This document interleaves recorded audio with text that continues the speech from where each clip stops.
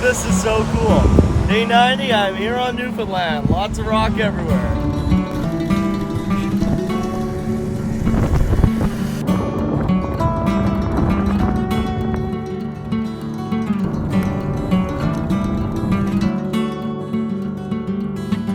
As I started biking across Newfoundland, I couldn't believe the phenomenal scenery.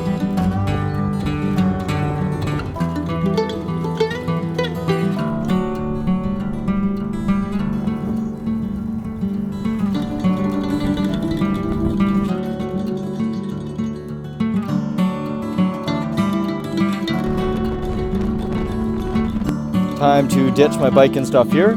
We're gonna go hike up a mountain to an ophiolite and see some peridotite. That there is the peridotite that we're going to see. An ophiolite forms when the oceanic crust is thrust on top of the continental crust. In this case, part of the mantle came up with it, and the mantle is composed of a rock called peridotite, which weathers yellow because of the high iron concentration. It also means that these carnivorous plants seem to grow really well.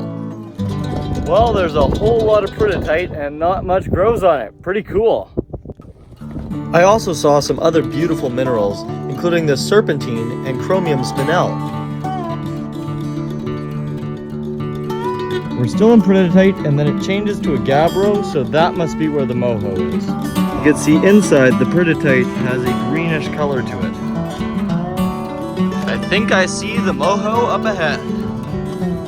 Well, we're at the Moho. Up above is peridotite. Down below is the gabbro. And you can see that some of these contacts are super clear between the two.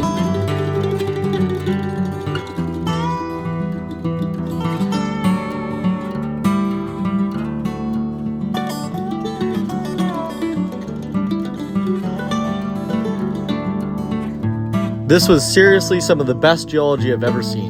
There's very few places where peridotite is exposed at the surface of the earth.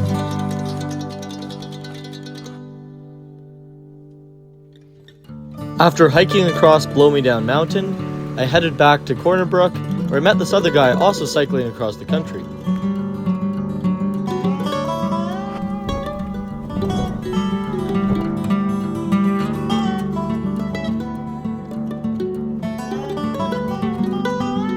As I passed through Southbrook, I met a really nice guy who grew up his whole life there and never left Newfoundland.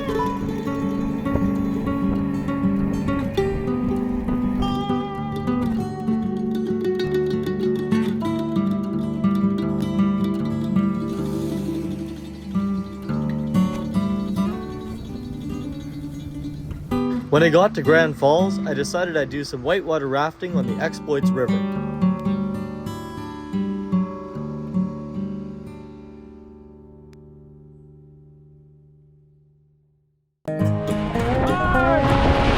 Keep going! Down! What a fantastic adventure!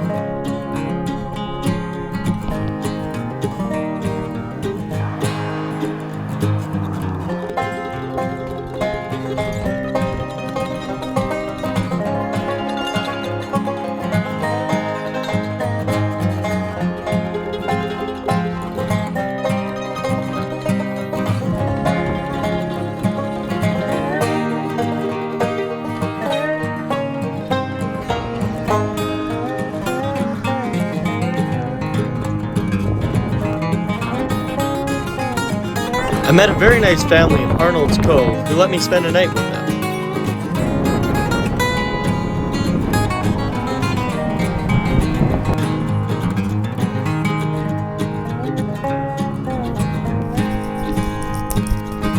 Of course, I had to stop in at the cute little town of Dildo and then continue towards St. John's.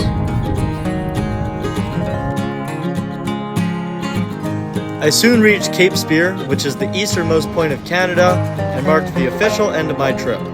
After 99 days of cycling through 10 provinces, I cycled a total of 10,661 kilometers with 67,000 meters of net elevation gain. Here's the signatures of all the amazing people that I met along my journey.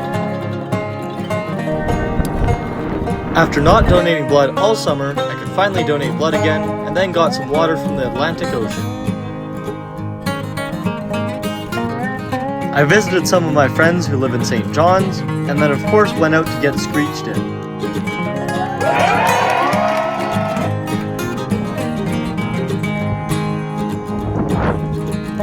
The next day, me and my friends went to Signal Hill, the Johnson Geoscience Center, and to some old ruins, which was really fun. After packing up my bike, me and my friends headed out for another night out, and then I left the next morning. I'm now on my next adventure up in the Yukon working as a geologist.